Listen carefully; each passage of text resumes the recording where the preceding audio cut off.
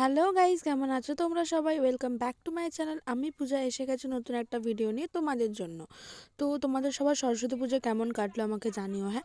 আর আমাকেও কেমন লাগছে সেটাও একটু কমেন্ট করে জানিও। তো রেডি হয়ে সকাল সকাল আমার ছোট্ট সরস্বতীর সাথে ফটো তুলে বেরিয়ে পড়েছিলাম। কোথায় যাচ্ছি দাঁড়াও, একটু পরে জানতে পারবে। আর হ্যাঁ, একা যাচ্ছি না, আর আমার তার সাথেও বেরোচ্ছি না, বেরোচ্ছে আমার বন্ধুদের সাথে। আর দেখো, এখানে একটা পুচকুকে দেখলাম ধুতি পাঞ্জাবি পরে, কত কিউট লাগছিলো। যেই ফটো তুলতে গেলাম অমনি বাসটা দিল ছেড়ে। চলো, কথা বলতে বলতে পৌঁছে গেলাম শ্যামবাজারে টিকিট মানে মেট্রো টিকিট করে আমি ওয়েট করছিলাম আমার বন্ধুটা আসার জন্য। এই যে অর্পিতা এসেও গেছে, অনেকদিন পরে দেখা হয়েছিল, একটু গল্প টল্প করলাম, বাকিদের জন্য ওয়েট করে আবার মেট্রো করে চলে গেলাম। তুই কোথায় নিয়ে যাবি বল, আমি রেস্টুরেন্টে তোর লিস্ট করে দিচ্ছি। সে হ্যালো। লম্বা একটা টিকিটের লাইন দেওয়ার পরে আমরা চলে গেলাম ভিক্টোরিয়ার ভেতরে।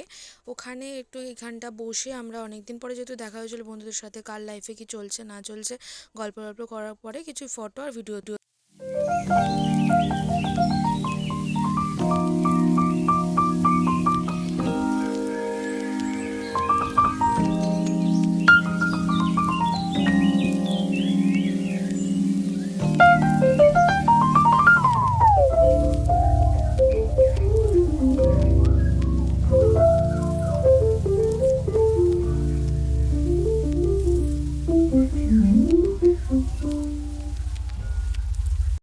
পার্ক স্ট্রিট মেট্রো স্টেশনে গর্জিলা কিরমভাবে হাঁটে দেখবে, এই দেখো দেখে নাও।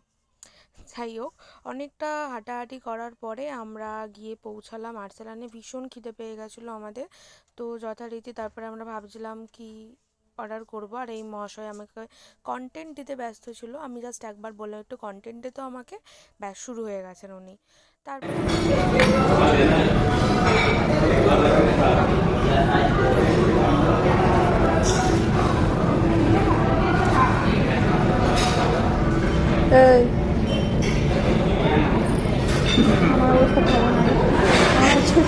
ক্যামেরাটা ঘোরানোর আগে বলছে আমার অবস্থা ভালো না রে।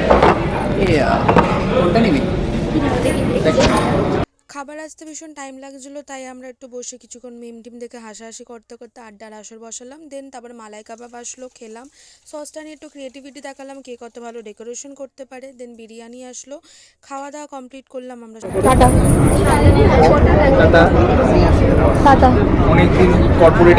মনের মধ্যে একটা আশা নেই যে খুব তাড়াতাড়ি আবার দেখা হবে, যে যার বাড়ির উদ্দেশ্যে রওনা হলাম। একটা দিন খুব ভালোভাবে কাটালাম অনেক দিন পরে। কেমন লাগলো জান।